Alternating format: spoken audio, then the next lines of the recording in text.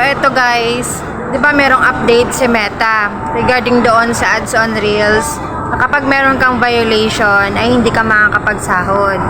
Eto sa case namin, baguhan pa lang na hindi pa nakakapagsahod or hindi pa eligible sa ads on Reels. Meron ako mga katanungan.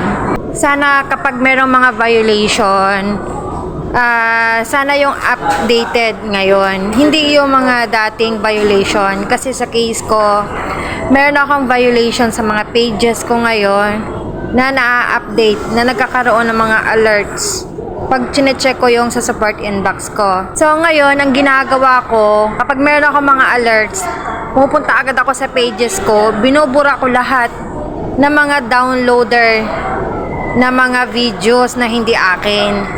Kasi dati kasi, merong yung kasagsagan ng pandemic, yun yung online business ko. Sumali tayo dito sa Reels para magkaroon ng extra income.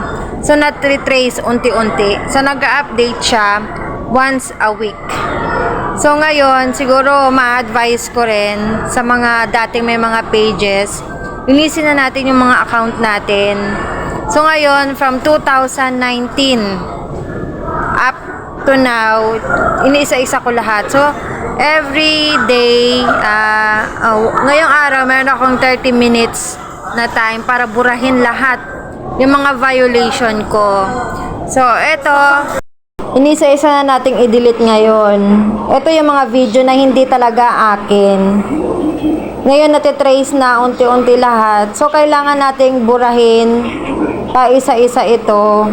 Sobrang dami talaga, as in. Talagang wala, no choice tayo kasi hindi atin itong video na ito. So, kailangan meron tayong time kasi nagpa-pop up siya as alerts doon sa support inbox natin. Pakita ko sa inyo unti-unti. Ayan na, iniisa-isa ko lahat.